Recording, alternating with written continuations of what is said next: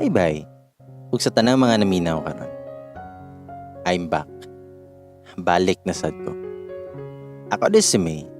Ug karon, akong ichika ang ako ang uyab na inchik wakang na namit na ako sa usa ka dating app, ang Tinder. Unta i-audio po ninimo ba? Please. Anyways, way back 2017, nagbisita ko kay mother diri sa Singapore. Then I decided to use Tinder aron na ako'y lingaw kay naara ko sa balay. Ug always ga-apply pa ko work diri. So daghan kog nakaistorya ng mga lalaki. As daghan jud ang nagagamit og Tinder diri. Na Pinoy, puti, Incheck, Malaysian, Indonesian. Except sa Indian kay akong stepfather di ganahan og Indian. One day isang araw na isa ka lalaki na nag-blue star sa kuha. That means super like ko niya. So gi-check na ko iyang Tinder profile. Ug sa iyang mga photos kay very adventurous siya. Gasige lang siya travel. Sa moto, nga swipe right pud ko. So he message me og hi. Ug na-reply ko nganong naka-blue star ko. Wala pa ko kabalo nga super like di ay ang blue star. Sa moto, nga nag-chat na mi sa Tinder. We talked about some of his adventures ug nakaadton daw siya sa Boracay, which is naa sa iyang photo sa Tinder. Dayon naghatagay nami sa mga social media accounts. So gipangita na ako iyang name sa Facebook. Ug na ako'y nakita ang account ug Singaporean. Pero dili na ko ma-open ang profile pic kay naka-private man siya. So nag-message ko niya hey. Tapos ni ana ang inchik wakang nga dili daw to iyahang account. So lol kayo. So gi-message na ko usab ang katong ka-name niya. Ug nagingon ko nga sorry. Wrong send. Same ang good sila og name and apelyido. So mato we keep on communicating to the point na nagplan nami nga magkita. Anyways, wala pa ko'y gimit ever. Siya pa lang. As nag-apply ko work dere and he needs to do his annual check-up. So giplan na mo nga mag-meet sa hospital. Sa moto nga sa amo ang first meeting nakatawa ko kay gamayon day siya. And payat. Tapos, he is very gentleman. Kay pagtabok na mo, gigunita niya ako ang kamot. So hasta na akong kiliga. Tapos nangaon mi an istorya lang gamay. Kay ulaw kayo, kay first time na ako og English pa dyan. After a few days, nagplano na pod mi nga magkita. Magtanaw og sine. Every day sige mig chat and every night nga paghuman niya og work or kung makabakante siya. Moto nga I like him na. He is very nice and buutan siya. Engineer day siya. And graduated sa pinaka-best nga school diri sa Singapore. O bright pod kaayo siya. So sige na magkita. And we also do mo gamay. Of course, malandi ako. Na-develop na jud kog taman siya. FYI lang, wala pa day siya inauyab ato. Niya kay na-develop na ko niya, so naanapod ko nga nag-confess ko sa kong feelings. Yes, babae ko. Pero ako una ang ni-confess kay I'm sure with my feelings ug di ko gusto magsisi in the end. After ko nag-confess sa kong feelings, gingnan ko sa inchikwakang nga paspas ra daw kaayo ang tanan. Then naana lang ko yung 1 month dayon mauli na ko Pinas. Dili siya sure kung maka-work me as a couple. So na-hurt ko. But okay, at least I tried. Wala na ako siya gina-message after that kay na-hurt lagi ko. After 2 days, sige siya text na ako. Huwag ingon siya na i-try daw na ako. O diba? Wala ko niya natiis, ako na pod ang nagpabebe. Anak ko, okay, sige. Pero, panguyabi ko. Bitaw. Baga, jud kog nawong guys. Murag herbs. Daghan pa kog patik-atik ba? Sa mga to nga nag-date me. Mga 2 times to siya. Kung sa second date na mo, nangadto mi sa Sentosa, deri Singapore. Nangadto mi sa beach side, ug nagtan-aw mi sunset. And that's the time nga gisugot na ko siya. Simple, but makahappy ang moments na mo together. We were so happy and also worried kay less than a month na lang mag-LDR namin. I-spend jud na mo ang time together. Gipayla-ila po na ako siya sa kong mama and stepdad. Wala sila'y problema siya ha, kay buutan kayo. Before ko muli sa Pinas, nagkita mi. Then gihatagan ko niya og staff toy nga ero. Og nag-say na may goodbye sa airport. Dili siya emotional goodbye. Because we are looking forward sa moang long-distance relationship na mag-work together. Pag-abot na ko sa Pinas, I decided nga mangitag-work sa Manila. Instead, going back sa Davao. So ako gang in Chihuahua, kay gapadayon gihapon. Nag-istorya mi everyday. Bisag 30 minutes lang, kay naapod siya work. Para lang po mag-update o kumustahan na. Mag-effort siya usahay nga mag-order siya mga cravings na ako. Surprise flowers in our special day or Valentine's Day. Og mag-send po siya chocolates. Ako po nagpa-deliver og cake on his birthday to surprise him, maskin LDR ni. Then nagplano siya nga mabisita na ako. So anak ko niya nga mag-Cebu me. Dayon niabot jud ang adlaw nga nagkita nami sa Cebu. Grabe na ako kalipay and excited kay first time nako mag-travel with someone special. Actually, Cebu is one of our best travel. Aside from all kalaagan dito, gipatry po nako og mga local na food sa iya. Like lechon, sugbang nokos, tapos nangaon may gilechon manok sa dapli-dapli, parisan og puso, og mga Filipino food. Lipay kay me. Nag-stargazing mi daplin sa baybay, tapos istorya-istorya. Cebu jud ang one of the best travel na mo. After naman nag-Cebu, nag-Manila mi, and nag-Star City mi. Katong hapit na siya muli, nihila ko. Kay sad kay ko na few days na lang nako siya makauban. Tapos LDR na po. Pag uli niya sa Singapore, balik na po mi sa mga routine nga FaceTime. Ningon siya na moadto daw siya sa mong anniversary sa October para mag-celebrate.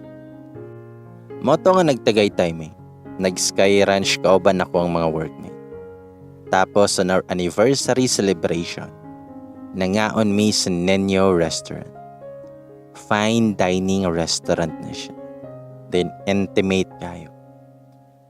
Tapos na mga petals sa salon. Tapos ang food kay isa-isa og serve. Social kayo. And romantic. Even silang Enrique Hill o Liza kay nag-date na po daw dito.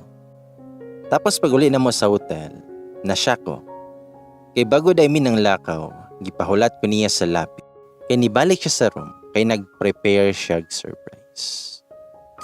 Petals o mga dibateryang mga kandila. So from the door to the bed, tapos sa bed, naihang gift sa ko. Na po'y mga letters o grilo. Wow. Grabe kakilig lagi na ako ato nga time. Sa pagpauli niya sa Singapore, ayun na naman. Iyak na naman ako. Then go back to our routine. That time also, ginatabangan ko niya mag-apply sa Singapore through online. So nagpasa ko sa JobStreet, Indeed, o LinkedIn. Then atong January 2019, nakadawat ko og email nga for interview na daw ko. Like I was very happy kinay chance na makaubanan ako siya and dili na mi mag-LDR. So on the interview day by Skype, I was confident and na-feel na ko nga naay chance. 2 times ko nga gi-interview and after a few weeks they told me na na-hired na ko. Ang timing nga mato kog Singapore ato para magbakasyon. So I grabbed the opportunity na mo perma o kontrata. Maskin wala pa ko pananghit sa kuwang gitrabahoan sa Manila. Ginan lang na ako sila na hulaton ko nila og 1 month. Then I can start na dayon sa Singapore. Sa moto nga nag-work na ko sa Singapore. Mas nailahan pa namo ang usag-usa. Og mas naging clingy ko siya. Anyways, my personality is naipagka-boyish. Like one of the boys permi. And permi nga malaan og tumboy. Strong personality, like I'm really strong og independent woman. Atsyop gamay, jolly, joker, babaan, tabian, and streetwise. Dili ko gwapa, pero dili pod ko pangit. Bitaw. Well, siya kay opposite sa kuha. He's very humble, shy type, bright, mahinhin, pasensyoso, ug gentleman. Dili pod siya gwapo. And same nga mga putot.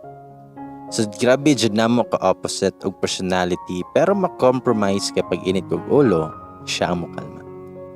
Pag naami sa crowded na places, ako'y makuha sa atensyon.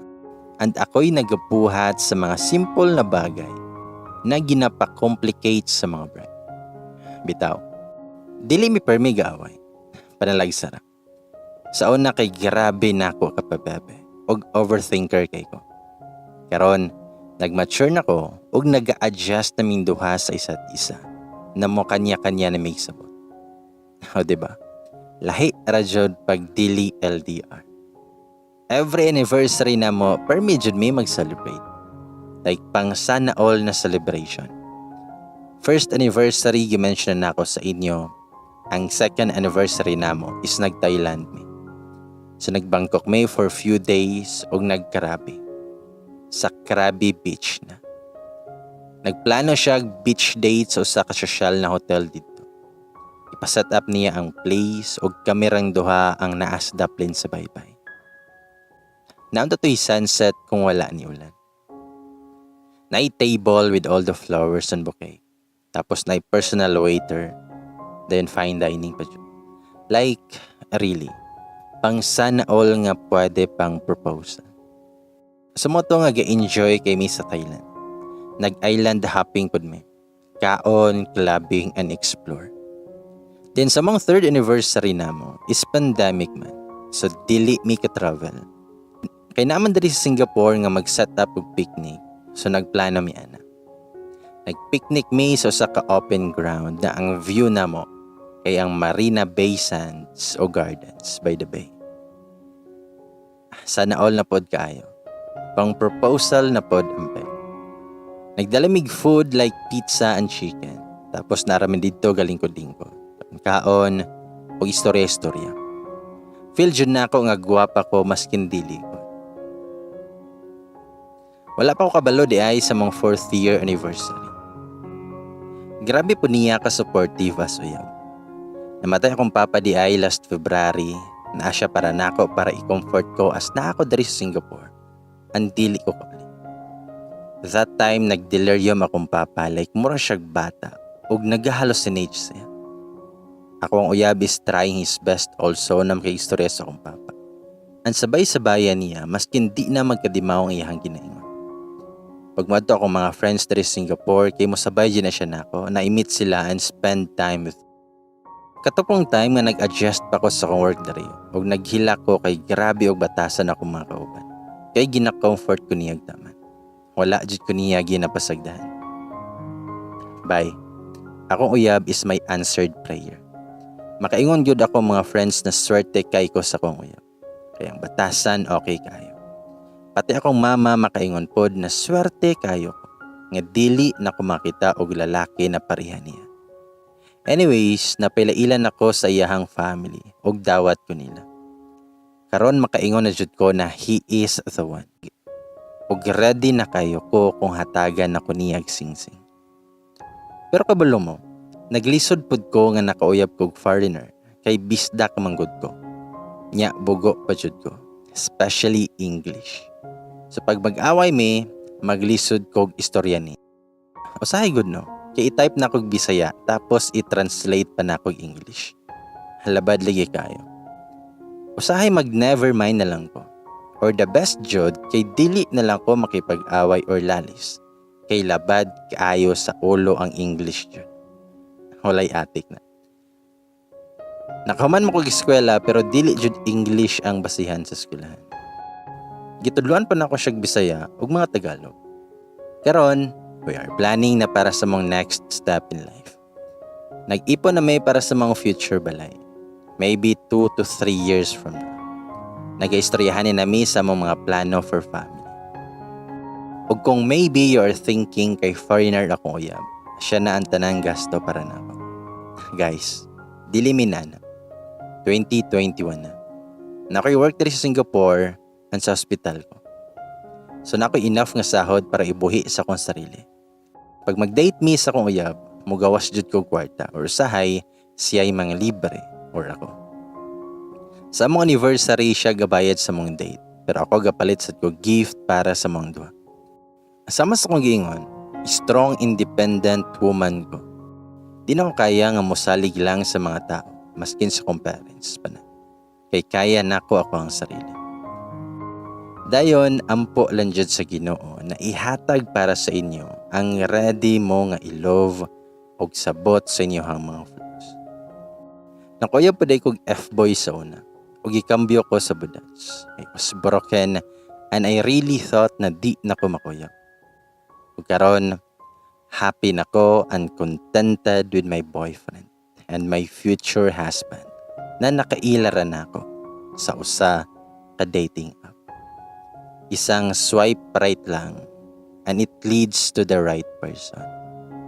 Charot. Ladies and boys, mag-dating app na bataan eh. Doon ang tagingon og sana all jud.